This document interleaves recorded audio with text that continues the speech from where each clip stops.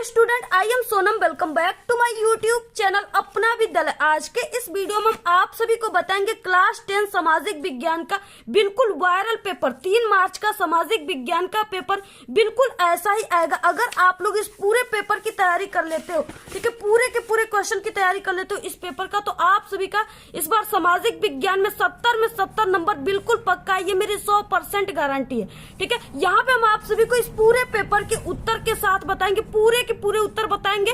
ठीक है, यहाँ पे सभी प्रकार के जितने भी क्वेश्चन है पूरा लिख करके हम आप सभी को बताएंगे।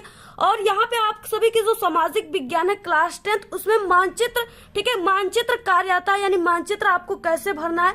तो यहाँ पे हम आप सभी को इस मानचित्र यानी ये जो आप सभी को मिलेगा, ठीक है, जिस दिन आप सभी का सामाजिक विज्ञान का पेपर है 3 मार्च को, उस दिन आपको पेपर कॉपी के साथ आपको ये मानचित्र भी मिलेंगे। ठीक है, ऐसे ही बिल्कुल मानचित्र मिलेंगे। तो इसमें आप सभी को क्या करना है, किस तरह से आपको भरना है, ठीक है, पूरा का पूरा हम आप सभी को भर करके बताएंगे, सब कुछ बताएंगे। अगर आप लोग इस पूरे पेपर की तैयारी कर लेते हो तो आप लोग, ठीक है, बिल्कुल आग लगा दोगे सामाजिक विज्ञान के पेपर में, बिल्कुल धुआं आप लोग कर दोगे।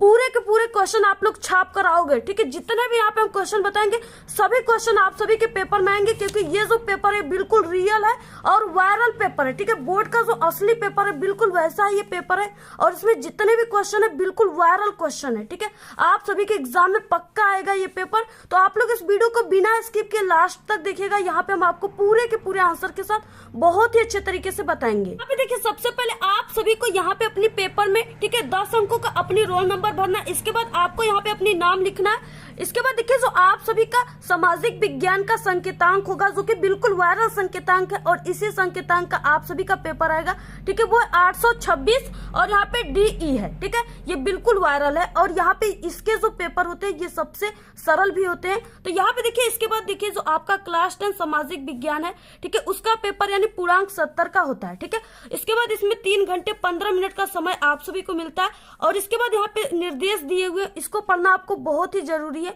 तो सबसे पहला निर्देश दिया हुआ है यहाँ पे कि सभी प्रश्न आप सभी को करना बिल्कुल अनिवार्य है। दूसरा है कि आप सभी को ये जो 15 मिनट का समय मिल रहा है, ठीक है, इसमें आप सभी को इस पूरे प्रश्न पत्र को पढ़ना है काफी अच्छे तरीके से। इसमें किस टाइप के क्वेश्चन, कैसे क्वेश्चन और कौन से क्वेश्चन आपको आ रहे हैं और कौन सा नहीं आ रहा है। ठीक है, इसके बाद तीसरा यहाँ पे कि यह प्रश्न पत्र जो है वो 2 खंडों में विभाजित है, पहला अ है और दूसरा ब है। इसके बाद देखिए, यहाँ पे खंड अ जो है इसमें 20 बहुविकल्पी क्वेश्चन दिया है। ठीक है, जिसका आंसर आप सभी को OMR सीट पे देना है, यानी ये जो आप सभी को मिलेगा OMR सीट, इस पे आप सभी को क्या करना, इसका आंसर देना है। यहाँ पे देखिए, यहाँ पे OMR सीट पर उत्तर आपको अंकित करते समय, ठीक है, किसी भी यानी कहीं भी गलत हो गया तो आप सभी को वहां पे इरेजर या व्हाइटनर का यूज बिल्कुल भी नहीं करना है। इसके बाद यहाँ पे खंड ब है जो इसमें 50 अंकों का क्या है, वर्णनात्मक प्रश्न। ठीक है, यहाँ पे वर्णनात्मक प्रश्न पहला है और वर्णनात्मक प्रश्न दूसरा है। पहले में क्या है कि 4 नंबर वाले क्वेश्चन है और दूसरे में क्या है कि 6 नंबर वाले क्वेश्चन है। ठीक है, और इसके साथ साथ जो आपका क्लास 10 सामाजिक विज्ञान है इसमें मानचित्र संबंधित 2 प्रश्न आएंगे। 2 प्रश्न का मतलब एक यहाँ पे 9वां क्वेश्चन ये रहेगा। ठीक है, आगे हम आप सभी को दिखाएंगे और अच्छे तरीके से भरकर भी बताएंगे। इसमें क्या है कि क में 5 क्वेश्चन दिए हुए हैं और ख दिया उसमें भी 5 क्वेश्चन दिए हुए। ठीक है, यानी टोटल कितने नंबर का है, 10 नंबर का ये है। तो यहाँ पे ये भी दिया है आप सभी के मानचित्र में। यहाँ पे आप सभी के क्लास 10 सामाजिक विज्ञान में मानचित्र कार्य कैसे करें, ठीक है, वो आता है 10 नंबर में। इसके बाद यहाँ पे आ गया खंड अ। खंड अ में बहुविकल्पी क्वेश्चन दिया हुआ है और यहाँ पे 20 बहुविकल्पी क्वेश्चन आपके पेपर में आएंगे और वो 1-1 नंबर के रहेंगे। ठीक है, यहाँ पे देखिए, सबसे पहले क्या है कि आप सभी को सही उत्तर आपको चुनकर लिखना है। यहाँ पे देखिए, पहला क्वेश्चन है, फ्रांस की क्रांति में मुख्य भूमिका किस वर्ग की थी। ठीक है, यहाँ पे दिया कृषक वर्ग, कुलीन वर्ग और यहाँ पे मध्यम वर्ग और यहाँ पे मजदूर वर्ग। ठीक है, इस मजदूर वर्ग को श्रमिक वर्ग भी कहते हैं। तो यहाँ पे फ्रांस की क्रांति में मुख्य भूमिका जो था वो मजदूर वर्ग का ही था। ठीक है, यानी श्रमिक वर्ग का था। ऑप्शन यहाँ पे घ राइट है। नेक्स्ट है यहाँ पे दूसरा क्वेश्चन, जलियांवाला बाग में गोली चलाने की आज्ञा किसने दी थी। ठीक है, तो वो यहाँ पे ऑप्शन क राइट है, जनरल डायर ने दी थी। ठीक है, और यहाँ पे जो जलियांवाला बाग हत्याकांड हुआ था वो कब हुआ था, तो वो 1919 ईस्वी में हुआ था। ये भी आप लोग याद रखिए। नेक्स्ट है यहाँ पे, ठीक है, तीसरा क्वेश्चन है, आर्थिक मंदी का सर्वाधिक दुष्प्रभाव किस औद्योगिक देश पर पड़ा था। ठीक है, तो वो किस देश पे पड़ा था, अमेरिका पर पड़ा था। ऑप्शन यहाँ पे घ राइट है। नेक्स्ट है यहाँ पे कि नगर निगम के प्रमुख को क्या कहते हैं। नगर निगम का जो प्रमुख है उसे मेयर कहते हैं। ठीक है, यहाँ पे ऑप्शन ख राइट है। इसके बाद नेक्स्ट है यहाँ पे समरूप समाज का अस्तित्व किस देश में है। तो समरूप समाज का जो अस्तित्व है, ठीक है, वो जर्मनी और स्वीडन में है। ऑप्शन यहाँ पे राइट है यहाँ पे, ठीक है। तो यहाँ पे देखिए नेक्स्ट क्वेश्चन, नेपाल में हुए जन संघर्ष को क्या कहा गया था, ठीक है, तो वो यहाँ पे लोकतंत्र के लिए दूसरा आंदोलन कहा गया था, ठीक है। ऑप्शन यहाँ पे राइट है। जो आंसर हम आप सभी को बिल्कुल वही बता दे रहे हैं, ठीक है। यहाँ पे 4 ऑप्शन हम नहीं बोल रहे क्योंकि आप लोगों के पास जो समय है बहुत ही कम है, ठीक है, इसलिए देखिए हम आप सभी को सिर्फ यहाँ पे आंसर ही बता देते हैं। नेक्स्ट है यहाँ पे 7वां क्वेश्चन, आर्थिक महामंदी का प्रारंभ किस वर्ष हुआ था। ये बहुत ही वेरी मोस्ट इंपॉर्टेंट क्वेश्चन है, ये पक्का आएगा, बिल्कुल लिखित है कि ये जरूर आपके पेपर में आएगा, ठीक है। तो यहाँ पे देखिए जो आर्थिक महामंदी है इसका प्रारंभ 1929 ईस्वी के में हुआ था, ठीक है। यहाँ ऑप्शन राइट है। नेक्स्ट है यहाँ पे 8वां क्वेश्चन, कांग्रेस के किस अधिवेशन में पूर्ण स्वराज की मांग की गई थी, ठीक है, तो वो लाहौर कहाँ पे, पाकिस्तान में स्थित है।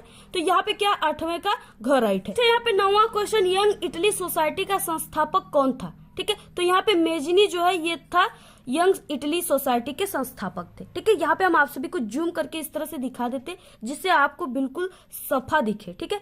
10वां, ऑस्ट्रेलिया के धावक पीटर नॉर्मन ने किस तरह अमेरिकी खिलाड़ियों के लिए प्रति अपना समर्थन जताया था, ठीक है, तो किस तरह से, तो यहाँ पे मानवाधिकार का बिल्ला लगाकर। ऑप्शन यहाँ पे राइट है। नेक्स्ट क्वेश्चन 11, निम्नलिखित में से कपास की खेती के लिए कौन सी उत्तम मिट्टी है, ठीक है, तो कपास की खेती के लिए सबसे उत्तम मिट्टी जो है वो काली मिट्टी है। ऑप्शन राइट है। नेक्स्ट है यहाँ पे झरिया प्रसिद्ध है, ठीक है, तो झरिया किसके लिए प्रसिद्ध है, ये कोयला के लिए प्रसिद्ध है। ऑप्शन यहाँ पे राइट है। नेक्स्ट है यहाँ पे क्वेश्चन 13, जलोढ़ मिट्टी में किसकी अधिक मात्रा पाई जाती है। देखिए जो जलोढ़ मिट्टी होती है ये काफी उत्तम मिट्टी होती है और इसमें जो उपजाऊ होता है, ठीक है, यानी उत्पादकता अधिक होता है। तो यहाँ पे इसमें कौन सी मात्रा अधिक पाई जाती है, तो इसमें फास्फोरस की मात्रा जो है वो अधिक पाई जाती है। ऑप्शन यहाँ पे राइट है। नेक्स्ट है यहाँ पे क्वेश्चन 14, जीडीपी क्या है, ठीक है, जीडीपी जो है वो सकल घरेलू उत्पाद है। यहाँ पे ऑप्शन राइट है। नेक्स्ट क्वेश्चन यहाँ पे 15 है, विश्व व्यापार संगठन का मुख्यालय स्थित है, कहाँ पे स्थित है, तो वो जेनेवा में स्थित है, ठीक है। ऑप्शन यहाँ पे राइट है। इसके बाद नेक्स्ट क्वेश्चन है 16, हॉलमार्क किस वस्तु का प्रमाणक चिन्ह है, ठीक है, तो वो सोने का है। किसका है, सोने का। ऑप्शन यहाँ पे राइट है। नेक्स्ट है यहाँ पे 17 क्वेश्चन, निम्नलिखित में से एक कौन सा व्यक्तिगत संसाधन नहीं है। अब देखिए इसमें व्यक्तिगत संसाधन जो है वो कौन सा इसमें नहीं है। यहाँ पे देखिए बागान जो है, ठीक है, ये क्या है, व्यक्तिगत संसाधन है। चारागाह भी है, भूमि भी है, लेकिन यहाँ पे जो खनिज संसाधन है ये व्यक्तिगत संसाधन नहीं है। ऑप्शन यहाँ पे क्या है, यहाँ पे राइट है। नेक्स्ट है यहाँ पे 18 क्वेश्चन, निम्नलिखित में से कौन सा गैर परंपरागत ऊर्जा का स्रोत है। तो यहाँ पे देखिए गैर परंपरागत जो ऊर्जा का स्रोत है वो क्या है, सौर ऊर्जा है। ऑप्शन यहाँ पे राइट है। इसके बाद नेक्स्ट क्वेश्चन है 19, कौन सी भारत की महत्वपूर्ण रोपण फसल नहीं है, किसका रोपण नहीं किया जाता है, ठीक है, तो यहाँ पे देखिए क्या है, अंगूर जो है इसका रोपण नहीं किया जाता है और ये यहाँ पे भारत में कौन सा, यानी अंगूर का रोपण फसल जो है वो नहीं है।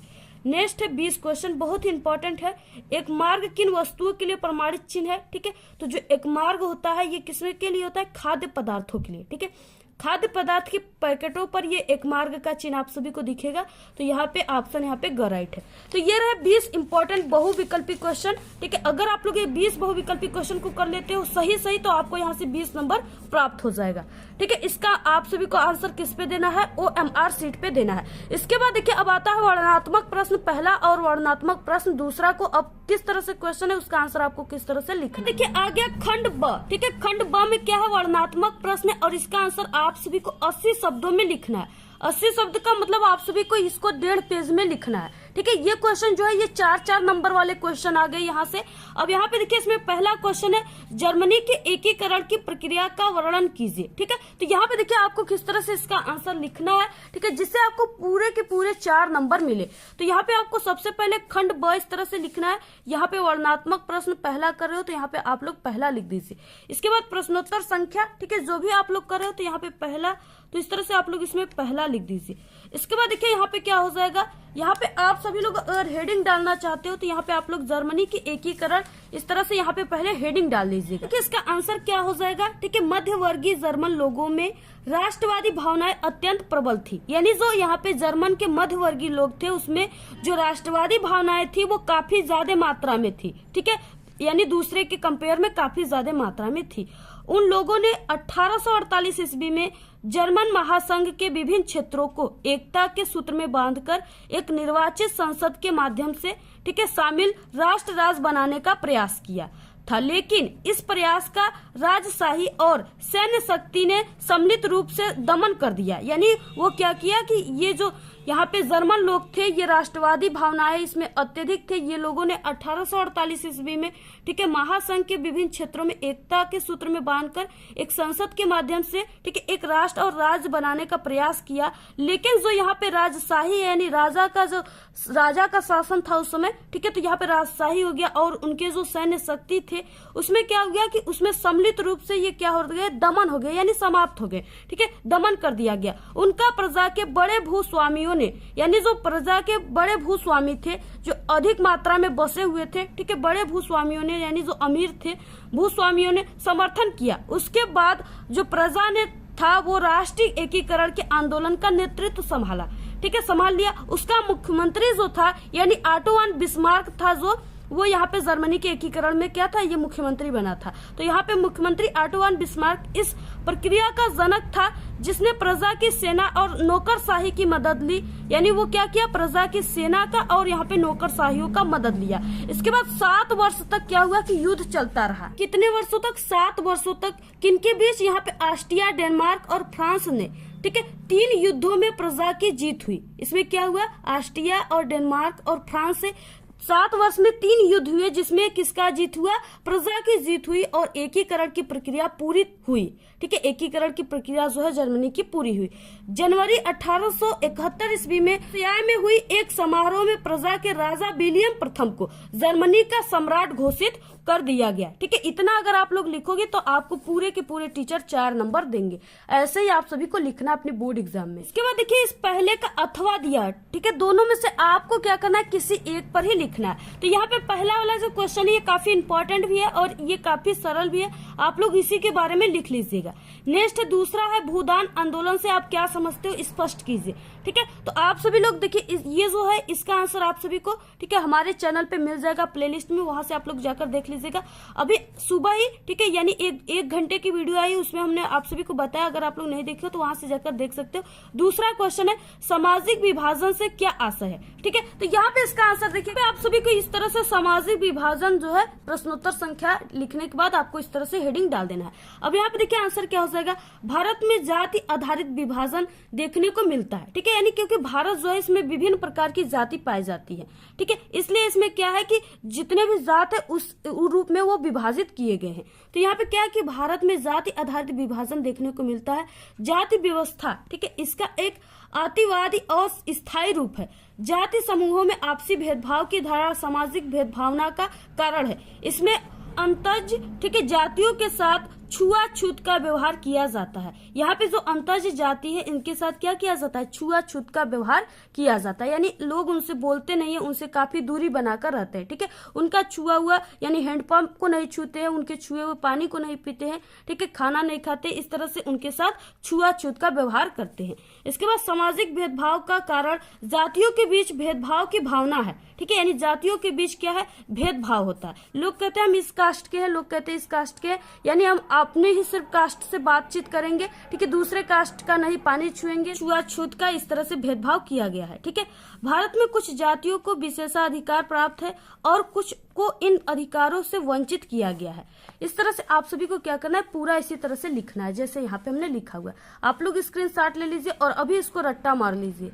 इसके बाद देखिए इसमें अथवा वाला क्वेश्चन दिया है, लोकतंत्र किस तरह उत्तरदायी है। ठीक है, जिम्मेवार और वैध सरकार का गठन करता है। किस तरह से लोकतंत्र करता है ये आप सभी को लिखना है। ये 4 नंबर का सभी क्वेश्चन इसमें, तो इसका आंसर किस तरह से आपको लिखना है, लोकतांत्रिक शासन व्यवस्था उत्तरदायी और वैध शासन का गठन करती है। ठीक है, निम्न तत्वों से इसे समझा जा सकता है। पहला यहाँ पे क्या है, सूचना का अधिकार। क्या है, सूचना का अधिकार, इस तरह से आपको हेडिंग डालना है। यहाँ पे लोकतांत्रिक देशों में नागरिकों को सरकार तथा उसके काम काज के बारे में जानकारी पाने का अधिकार प्राप्त होता है। सूचना के माध्यम से यही होता है, जानकारी प्राप्त होता है काम काज का, दूर दूर लोगों से। ठीक है, बातचीत। यदि कोई नागरिक यह जानना चाहे कि फैसला लेने में नियम का पालन हुआ है या नहीं, वो इसका पता कर सकता है। यानी सूचना के माध्यम से ये भी उसका पता कर सकता है कि नियम का फॉलो हुआ है कि नहीं हुआ है वो काम में। ठीक है, इस तरह से सूचना का अधिकार। नेक्स्ट है यहाँ पे स्वतंत्र और निष्पक्ष चुनाव। सभी लोकतांत्रिक देशों में एक निश्चित अवधि के बाद चुनाव कराए जाते हैं। ठीक है, यह चुनाव निष्पक्ष होते हैं। सभी दल स्वतंत्र रूप से अपने उम्मीदवार से खड़ा कर सकते हैं, किसी भी उम्मीदवार को वो खड़ा कर सकते हैं। यहाँ पे देखिए मतदाता अपने इच्छा अनुसार किसी को भी चुन सकते हैं, ठीक है, यानी कोई भी खड़ा हो सकता है चुनाव के लिए और जिसको जो मन करेगा वो उसी को वोट देगा, कोई उस पे ठीक है दबाव नहीं है, कोई जोर जबरदस्ती नहीं है। तो इस तरह से आप सभी को क्या करना है, यहाँ पे स्वतंत्र और निष्पक्ष चुनाव का अधिकार। इसके बाद नेक्स्ट है कानूनों पर खुली चर्चा, यानी कानूनों पर खुली चर्चा भी आप लोग कर सकते हो, ठीक है। यहाँ पे लोकतांत्रिक व्यवस्था में एक ऐसे सरकार का गठन होता है जो नियम और कानून को मानती है और लोगों के प्रति उत्तरदायी होती है। इस प्रकार लोकतांत्रिक शासन व्यवस्था निश्चित रूप से उन शासनों में से क्या होता है, बेहतर होता है, काफी अच्छा होता है। तो इस तरह से आप सभी को लिखना है जैसे यहाँ पे हमने लिखा हुआ है। इसके बाद नेक्स्ट क्वेश्चन है तीसरा, जैव और अजैव संसाधन क्या होते हैं, कुछ उदाहरण दीजिए, ठीक है। यानी जैव और अजैव संसाधन भी लिखना है और उसका उदाहरण भी लिखना है, तब आपको यहाँ पे 4 नंबर मिलेंगे। तो यहाँ पे इसका आंसर क्या हो जाएगा, देखिए सबसे पहले आप सभी को जैव संसाधन लिखना है, तो यहाँ पे आपको जैव संसाधन इस तरह से हेडिंग डाल देना है। इसके बाद देखिए इसमें जैव संसाधन क्या होता है और इसके उदाहरण क्या होते हैं, बहुत ही अच्छा है ये। तो यहाँ पे काफी इंपॉर्टेंट ये क्वेश्चन है, जरूर आएगा।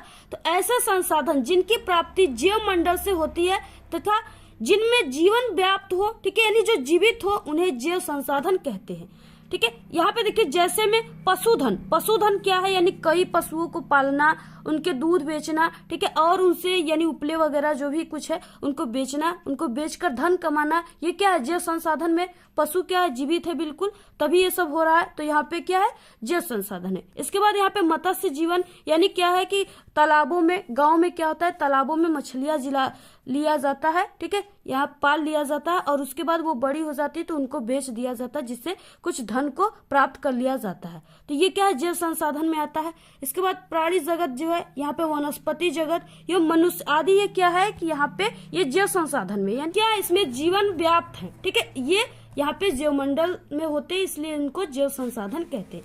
नेक्स्ट है यहाँ पे क्या है, अजैव संसाधन। तो यहाँ पे अजैव संसाधन में क्या है, ऐसे समस्त साधन जो निर्जीव है, यानी निर्जीव वस्तुओं से निर्मित होते हैं, उसे क्या कहते हैं, अजैव संसाधन कहते हैं। जैसे यहाँ पे धातुएं हो गए, ठीक है, यहाँ पे चट्टाने हो गए, ये सब क्या है, ये सब अजैव संसाधन में आते हैं। तो इस तरह से आपको लिखना है। केवल नेक्स्ट क्वेश्चन है, इसमें अथवा वाला दिया हुआ है, अभ्रक की उपयोगिता बताइए, ठीक है। भारत में इसके 2 उत्पादक राज्य बताइए, यानी भारत में कहाँ कहाँ पे अभ्रक जो होता है वो उत्पाद होता है, वो आपको राज्य भी बताना है। ये भी कितने नंबर का, 4 नंबर का क्वेश्चन है। तो यहाँ पे देखिए इसका आंसर क्या हो जाएगा। अब यहाँ पे देखिए अभ्रक की उपयोगिता, इस तरह से पहला इसमें क्वेश्चन इसमें था, ठीक है, तो इसको आपको इस तरह से हेडिंग डाल देना है। अभ्रक एक ऐसा खनिज है, अभ्रक क्या है, एक खनिज है जो प्लेटो अथवा पत्रण क्रम में पाया जाता है। यह परतें इतने महीन हो सकती हैं, यानी इसको आप लोग जितना पीटोगे ये उतना ही महीन हो जाएगी, ठीक है, पत्ती की तरह हो जाएगी, ठीक है, हो सकती है। इसकी 1000 परतें कुछ सेंटीमीटर ऊंचाई में समाहित हो जाएगी, यानी ये इतना महीन हो जाएगी कि इसकी 1000 जो परतें हैं वो सिर्फ सेंटीमीटर में ही समाहित हो जाएगी, ठीक है, हो सकती है। अभ्रक विद्युत व इलेक्ट्रॉनिक उद्योगों में प्रयुक्त होने वाले अपरिहार्य खनिजों में से एक। अब यहाँ पे देखिए कहाँ कहाँ पे पाए जाते हैं, बिहार, झारखंड के कोडरमा, ठीक है, और गया के यहाँ पे हजारीबाग, पेटी अग्रणी उत्पादक है, ठीक है। राजस्थान के मुख्य उत्पादक क्षेत्र अजमेर के आसपास जो है ये अभ्रक जो होता है वो पाया जाता है। इसके बाद नेक्स्ट क्वेश्चन है चौथा, एक संगठित क्षेत्रक क्या है, इसके कोई 3 लाभ लिखिए, ठीक है। यहाँ पे इसका क्या हो जाएगा, नेक्स्ट है यहाँ पे क्वेश्चन, ठीक है, यहाँ पे यानी चौथे का क्या है, अथवा वाला क्वेश्चन, विश्व व्यापार संगठन से क्या आशय है। अब देखिए इसका क्या आंसर, ये भी 4 नंबर वाला क्वेश्चन है। अब इसका आंसर किस तरह से लिखना, सबसे पहले आप सभी को इस तरह से संगठित क्षेत्रक हेडिंग डाल देना है। संगठित क्षेत्रक और औपचारिक क्षेत्रक भी कहते हैं, ठीक है, यानी जो संगठित क्षेत्रक है इसे औपचारिक क्षेत्रक भी कहते हैं। यह वह क्षेत्र है जिसमें श्रमिकों को सामाजिक सुरक्षा के लाभ जैसे भविष्य निधि, ठीक है, अपदान, पेंशन आदि प्राप्त होते हैं। इसके कर्मचारी जो होते हैं वो श्रम संघ बना सकते हैं। इस क्षेत्र में करने वाले कर्मचारी, जो काम करने वाले कर्मचारी लोग हैं, ठीक है, वो नियमित होते हैं, यानी वो क्या होते हैं, नियमित होते हैं, वो डेली अपना काम करते हैं, बिल्कुल नियमित होते हैं। नेक्स्ट है यहाँ पे संगठित क्षेत्र के लाभ, इसके लाभ क्या है, यहाँ पे देखिए पहला लाभ है कि संगठित क्षेत्र के श्रमिकों को सामाजिक सुरक्षा के लाभ प्राप्त होते हैं। दूसरा है यहाँ पे कि श्रमिक अपने सुरक्षा के लिए, हितों के लिए, यानी अपनी सुरक्षा हितों के लिए श्रम संघ बना सकते हैं, बना लेते हैं। ठीक है, नेक्स्ट है यहाँ पे तीसरा, यदि उनके अतिरिक्त काम लिया जाता है तो उस अतिरिक्त काम का अतिरिक्त भुगतान किया जा सकता है। यानी अगर मजदूर जो है यानी श्रमिक जो है उनसे अगर जितना काम दिया गया उससे अधिक कोई काम अगर कराया जाएगा तो उसका अलग से उनको पैसा मिलेगा, उसका अलग से उनको भुगतान किया जाएगा। इस तरह से आप सभी को पूरा लिखना है। आप लोग स्क्रीनशॉट ले लीजिए और इसको तुरंत आप लोग रट्टा मार लीजिए। नेक्स्ट है यहाँ पे क्वेश्चन। ठीक है, यहाँ पे यानी चौथे का क्या है, अथवा वाला क्वेश्चन, विश्व व्यापार संगठन से क्या आशय है। अब देखिए इसका क्या आशय, ये भी 4 नंबर वाला क्वेश्चन है। अब इसका आंसर किस तरह से लिखना है, यहाँ पे देखिए विश्व व्यापार संगठन, इस तरह से आपको हेडिंग डालना है। विश्व व्यापार एक ऐसा संगठन है जिसका उद्देश्य अंतर्राष्ट्रीय व्यापार को उदार बनाना है। ठीक है, विकसित देशों की पहल पर शुरू विश्व व्यापार संगठन अंतर्राष्ट्रीय बाजार संबंधित नियमों को लागू करता है। इसकी स्थापना 1 जनवरी 1995 ईस्वी को हुई थी। ये आप सभी के बहुविकल्पी क्वेश्चन में भी आएगा। देखिए आप लोग वीडियो को जरूर सभी अपने दोस्तों में शेयर कीजिएगा, क्योंकि हम आप सभी लोगों के लिए इतना मेहनत कर रहे हैं। आप लोग इसको जरूर तैयार करके जाइएगा, सभी इंपॉर्टेंट है। और आप लोग जरूर व्हाट्सएप ग्रुप पे इस वीडियो को अपने सभी दोस्तों में शेयर कीजिएगा। इसके बाद नेक्स्ट आ गया यहाँ पे वर्णनात्मक प्रश्न 2। इसका उत्तर आप सभी को 150 शब्दों में देना है, यानी आपको 2 से 2.5 पेज में आपको देना है। ये 6 नंबर का क्वेश्चन है। ठीक है, 2.5 से 3 पेज में दीजिएगा, लेकिन इससे कम मत दीजिएगा, नहीं तो आपको 6 नंबर पूरे के पूरे नहीं मिलेंगे। इसमें पहला क्वेश्चन है, ब्रेटन वुड्स संस्थान की विश्व अर्थव्यवस्था में पुनर्निर्माण में क्या भूमिका है, यानी भूमिका स्पष्ट आपको करना है। ठीक है, तो इसका सभी का आंसर आप सभी को यानी मिल जाएगा, जो अभी हमने आप सभी को। इसके बाद एक घंटे की वीडियो आई है सिर्फ वायरल क्वेश्चन का, उसमें आप लोग जाकर के देख लीजिएगा। नेक्स्ट अथवा वाला क्वेश्चन, आप लोग इसको कीजिए, काफी इंपॉर्टेंट है। 19वीं शताब्दी के उत्तरार्ध में अंग्रेज सरकार ने भारतीय प्रेस पर कौन कौन से प्रतिबंध लगाए थे। ठीक है, आप सभी को इसका आंसर लिखना है, काफी सरल है, आप लोग लिख लीजिएगा। नेक्स्ट है यहाँ पे देखिए, अगर आप सभी को ट्रिक चाहिए तो आप लोग बिल्कुल तैयार रहिएगा। ठीक है, हम आप सभी को ट्रिक दे देंगे अगर आप लोग सभी लोग कमेंट करोगे तब। लेकिन हाँ, जैसे ट्रिक की वीडियो आएगी आपको सभी दोस्तों में शेयर करना है। और हाँ, हो सकता है उस वीडियो की नोटिफिकेशन आपके पास आए कि नहीं आए। ठीक है, इसलिए आप लोग देखिए टेलीग्राम चैनल को ज्वाइन कर लीजिएगा, उसका लिंक आपको इस वीडियो के डिस्क्रिप्शन में मिल जाएगा। वहां पे हम लिंक सेंड करेंगे और वहां से आप लोग देख सकते हो। इसके बाद देखिए नेक्स्ट है यहाँ पे, और आप लोग चैनल पे विजिट करके भी देख सकते हो। 6वां क्वेश्चन, बेल्जियम में सामाजिक विविधता से जनित समस्याओं का समाधान कैसे किया जा सकता है। ठीक है, आप लोग जल्दी से सभी क्वेश्चन को तैयार कर लीजिए। नेक्स्ट अथवा दबाव समूहों के प्रमुख कार्यों का वर्णन करना है, ये भी काफी इंपॉर्टेंट है। नेक्स्ट 7वां क्वेश्चन, गेहूं की कृषि हेतु आवश्यक भौगोलिक दशाएं। ठीक है, उत्पादन क्षेत्रों एवं उत्पादन की विवेचना आप सभी को करना है। यानी इसमें क्या है कि गेहूं की जो यहाँ पे कृषि के लिए आवश्यक होता है, यानी किस प्रकार की मिट्टियां होती है, कैसा मानसून होना चाहिए और इसमें पानी की कितनी आवश्यकता होती है। ठीक है, जो किसान है वो काफी अच्छे तरीके से इसको लिख लेंगे, और जो नहीं है वो बुक में पढ़ लीजिएगा। क्वेश्चन इंपॉर्टेंट हमने भेजा है, उस पर देख लीजिएगा, आपको भी समझ में आ जाएगा। काफी सरल है, इसमें सब कुछ सिर्फ बनाकर ही लिखना होता है। इसके बाद नेक्स्ट इसमें अथवा दिया हुआ संचार का क्या अर्थ है। ठीक है, प्रकार तथा आपको महत्व को भी बताना है। काफी सरल है संचार व्यवस्था, जिसके माध्यम से आप लोग हमारे वीडियो को देख रहे हो, तो वो क्या है, संचार के माध्यम है, उसी के माध्यम से आप लोग देख रहे हो। तो इस तरह से यानी यही सब आप सभी को पूरा बना करके लिखना है। नेक्स्ट 8वां क्वेश्चन, पाइपलाइन से आप क्या समझते हैं, इसके महत्व की विवेचना कीजिए। देखिए पाइपलाइन वाला भी क्वेश्चन काफी इंपॉर्टेंट है, 6 नंबर का। सभी क्वेश्चन कितने नंबर के हैं, 6 नंबर के हैं। ठीक है, इसके बाद नेक्स्ट है यहाँ पे क्वेश्चन, इसमें अथवा दिया है, उपभोक्ता शोषण के लिए उत्तरदायी कारणों का वर्णन कीजिए। आप लोग सभी क्वेश्चन को तैयार कर लीजिएगा। इससे पहले भी हमने एक वायरल पेपर की वीडियो भेजा है, उस वायरल पेपर को भी देख लीजिएगा आप लोग। ठीक है, और एक और भी भेजा है, यानी 3 वायरल पेपर की वीडियो हमारे चैनल पर, तीनों को आपको तैयार करना है। नेक्स्ट है यहाँ पे 9वां क्वेश्चन आ गया, मानचित्र संबंधित प्रश्न। ये 10 नंबर का है, 5 नंबर का यहाँ पे रहेगा क वाला, और 5 नंबर का इसी 9वें का ख वाला है। तो यहाँ पे देखिए आप सभी को इस तरह से मानचित्र मिलेगा। तो इसमें आपको सबसे पहले कहाँ पर क्या लिखना है। ठीक है, मानचित्र में सबसे पहले आपको अपना 10 अंकों का अनुक्रमांक यहाँ पे लिखना है। ठीक है, इसके बाद यहाँ पे आपको क्लास लिखना है, और यहाँ पे पेपर कोड, यहाँ पे जो आपका सामाजिक विज्ञान का पेपर कोड है 826D, इसी को आपको इसमें लिखना है। इस तरह से सबसे पहले आपको लिख लेना है। इससे क्या होता है कि आप सभी का मानचित्र कहीं पर भी खोता नहीं, ठीक है। आपका यहाँ पे रोल नंबर रहेगा, उसी हिसाब से आपको जितना मानचित्र में आप लोग किए रहोगे आपको नंबर मिल जाएगा। इसके बाद देखिए इस पूरे मानचित्र को भरने के बाद आपको क्या करना है, ठीक है। आपका जो सामाजिक विज्ञान का कॉपी रहेगा जिसपे आप लोग क्वेश्चन आंसर लिख रहे हो, आपको उस कॉपी में इस जो यहाँ पे मानचित्र है, ठीक है, इस मानचित्र को आपको क्या करना है, काफी अच्छे तरीके से उस कॉपी में नत्थी कर देना है, ठीक है, मजबूती के साथ। यहाँ पे देखिए लिखा हुआ है, काफी मजबूती के साथ आपको संलग्न कर देना है, वहां पे नत्थी कर देना है, जिससे ये आपका मानचित्र, ठीक है, इधर उधर न जाए, आपके कॉपी में से न गिरे। नहीं तो अगर ये खो जाएगा तो इसका नंबर आपको नहीं मिलेगा।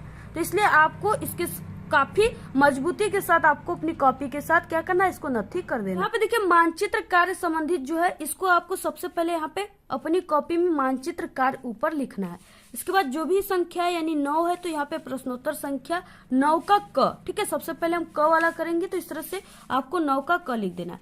इसके बाद देखिए इसमें क्या है कि निम्नलिखित स्थानों को भारत के मानचित्र में आपको चिन्ह द्वारा नाम सहित दर्शाना है। सही नाम तथा सही अंकन के लिए आप सभी को आधा प्लस आधा यानी 1 नंबर मिलेंगे, ठीक है। अगर आप लोग सिर्फ नाम लिखते हो तो आपको आधा नंबर। अगर आप लोग इस मानचित्र जो हम आपको दिखाए उसमें आप लोग शो करोगे कि हाँ ये स्थान यहाँ पे है तो उसका फिर से आधा नंबर मिलेगा, टोटल आपको 1 नंबर मिल जाएगा। और यहाँ पे 5 क्वेश्चन है यानी कि 10 नंबर का है। और यहाँ पे कितने क्वेश्चन है, 5 क्वेश्चन यहाँ पे है तो ये 5 नंबर का है। इसके बाद 9वें का ख में 5 क्वेश्चन है तो वो 5 नंबर का, यानी टोटल 10 नंबर का मानचित्र आता है। तो सबसे पहला क्वेश्चन दिया है कांग्रेस का कराची अधिवेशन चिन्ह द्वारा आपको नाम सहित दर्शाना है।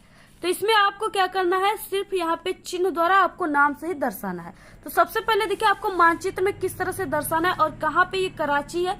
तो यहाँ पे देखिए कराची जो है यहाँ पे है, यानी मानचित्र में कराची जो है ये कहाँ पे है, ये यहाँ पे पाकिस्तान है, इसी के अगल बगल यहाँ पे कराची है। अब यहाँ पे आपको यहाँ पे जो यहाँ पे हुआ था कांग्रेस का कराची अधिवेशन जो हुआ था वो 1931 ईस्वी में हुआ था। तो इस तरह से आप सभी को यहाँ पे इस तरह से चिन्ह बनाकर इस तरह से दर्शा देना है। और ये आप सभी को अपने एग्जाम में पेंसिल से करना है। जो चीजें यहाँ पे हमने, ठीक है, पेन से लिखा हुआ है आपको पेंसिल से एग्जाम में लिखना है। इसके बाद इसमें देखिए अपने कॉपी में जहां पर आप लोगों ने ये लिखा था यहाँ पे आपको पहले का यानी क में आपको 1931 लिख देना है, ठीक है। यानी जो यहाँ पे कांग्रेस का कराची अधिवेशन हुआ था वो 1931 ईस्वी में हुआ था। नेक्स्ट क्वेश्चन यहाँ पे है कि कांग्रेस का अमृतसर अधिवेशन आपको चिन्ह द्वारा नाम सहित दर्शाना है। तो देखिए जो यहाँ पे नक्शा में क्या है भारत के कि अमृतसर जो है वो क्या है, इसी यानी कि यहाँ पे पाकिस्तान के ये बॉर्डर पे है और ये पंजाब के बॉर्डर पे है, ठीक है, यानी पंजाब में ही है। तो यहाँ पे क्या है, अमृतसर यहाँ पे है, यहाँ पे है। और इसमें कितना सन में हुआ था, तो यहाँ पे देखिए कांग्रेस का जो अमृतसर अधिवेशन हुआ था वो 1919 ईस्वी में हुआ था, ठीक है। तो इस तरह से आप सभी को यहाँ पे 1919 लिख देना है जैसे यहाँ पे हमने लिखा हुआ है। नेक्स्ट क्वेश्चन है यहाँ पे तीसरा, कांग्रेस का लाहौर अधिवेशन आपको चिन्ह द्वारा नाम सहित दर्शाना है। अब देखिए लाहौर अधिवेशन यहाँ पे क्या है, ये लाहौर क्या है, पाकिस्तान में है। तो यहाँ पे लाहौर यानी इसी अमृतसर के ही बगल में है, यहाँ पे लाहौर है। यहाँ पे 1929 ईस्वी में जो है अधिवेशन हुआ था कांग्रेस का। तो इस तरह से आप सभी को यहाँ पे शो करना है। नेक्स्ट क्वेश्चन है और यहाँ पे भी आप सभी को लिख देना है, ठीक है, 1929। नेक्स्ट क्वेश्चन है यहाँ पे कांग्रेस का त्रिपुरी अधिवेशन चिन्ह द्वारा नाम सहित आपको दर्शाना है। अब देखिए इसमें त्रिपुरा कहाँ पे है, तो यहाँ पे त्रिपुरा जो है ये जो यहाँ पे भूभाग है इस तरह से दिखाई दे रहा है आपको, ये क्या है, त्रिपुरा का पूरा क्षेत्र है। तो यहाँ पे जो हुआ था कांग्रेस का अधिवेशन वो 1939 ईस्वी में हुआ था, ठीक है। तो इस तरह से आपको त्रिपुरा यहाँ पे शो करना है। इसमें भी आप सभी को लिख देना है 1939 ईस्वी में। नेक्स्ट है यहाँ पे कांग्रेस का बनारस अधिवेशन चिन्ह द्वारा नाम सहित आपको दर्शाना है। अब देखिए बनारस कहाँ है, तो ये यूपी में है। यूपी कहाँ है, यहाँ पे देखिए ये जो आपको पूरा क्षेत्र यहाँ से यहाँ तक पूरा दिखाई दे रहा है ये क्या है, ये अपना यूपी है, ठीक है। और इसी यूपी में क्या है, बनारस है। अब बनारस कहाँ पे है, यहाँ पे स्थित है बनारस में, ठीक है। और यहाँ पे 1905 ईस्वी में कांग्रेस का अधिवेशन बनारस में हुआ था। इसका न्यू नाम जो है वो वाराणसी हो गया है। तो इस तरह से आप लोग यहाँ पे 1905 इस तरह से लिख दीजिएगा, ठीक है। यानी आप लोगों को उसमें भी यानी मानचित्र में भी नाम लिखना है और आपको शो करना है, ठीक है, जो भी सन दिया है और इस पे भी आपको लिखना है।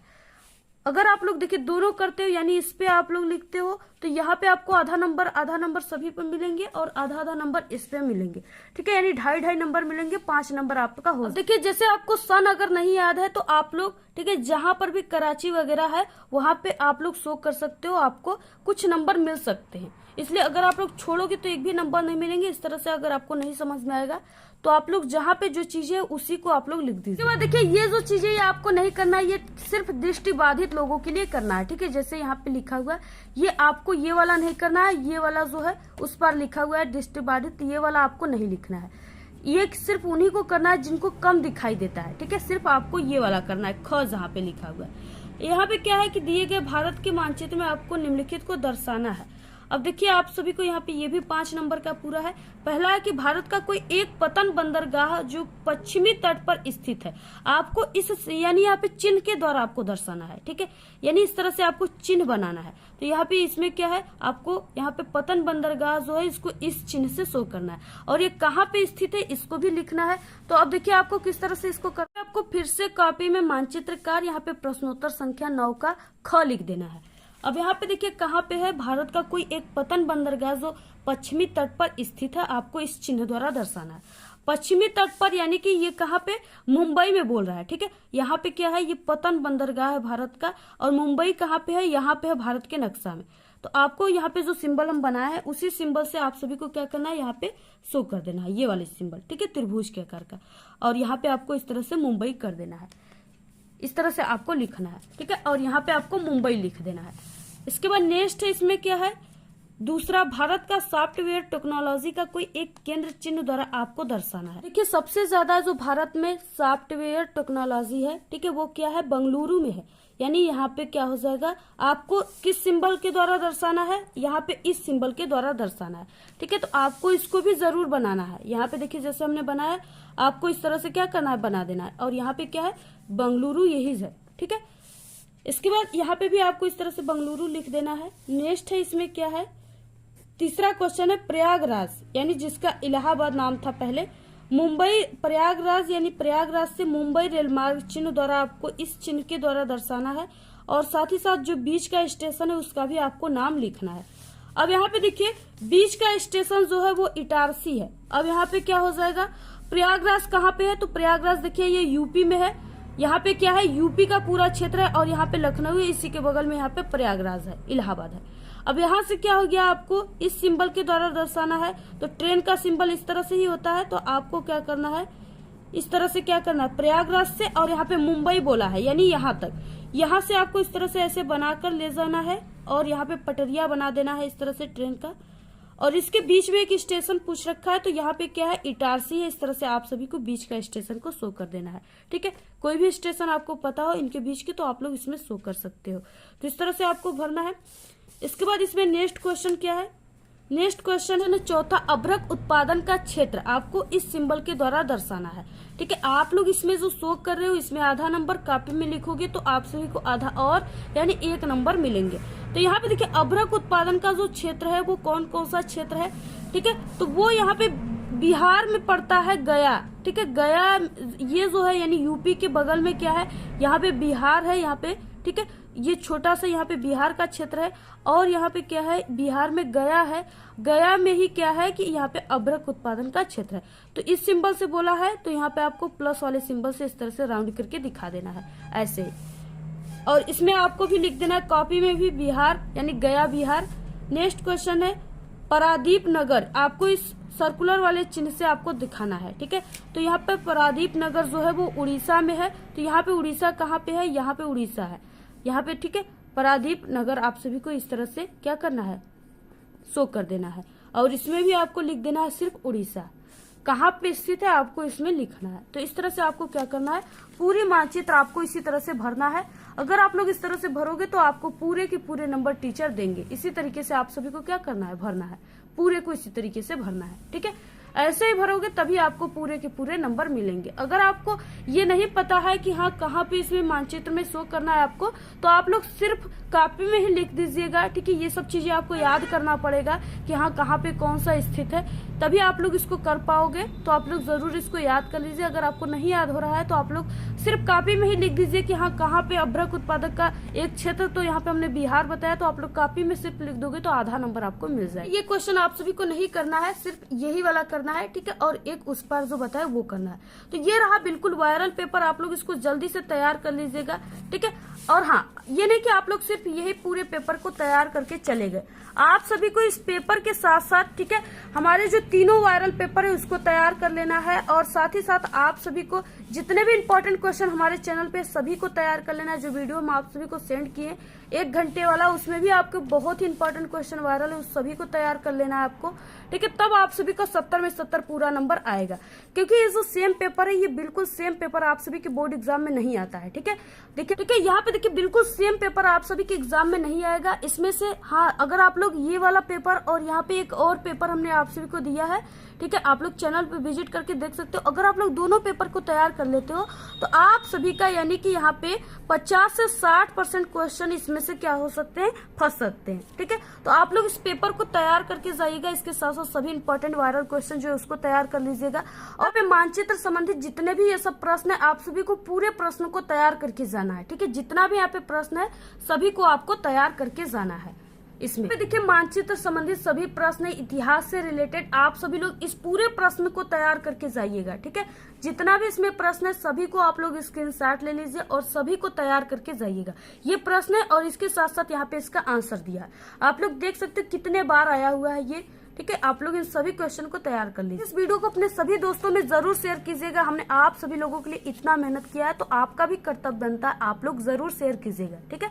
तो आपको ये वीडियो कैसा लगा? अगर वीडियो पसंद आए तो एक बड़ा सा लाइक कर दे, चैनल पे नए तो सब्सक्राइब जरूर करें। आप लोग इस वीडियो को ज्यादा से ज्यादा अपने सभी दोस्तों में शेयर कीजिए। हमारे चैनल पे बोर्ड एग्जाम से रिलेटेड कई इंपॉर्टेंट ट्रिक और टिप्स की वीडियो अपलोड है।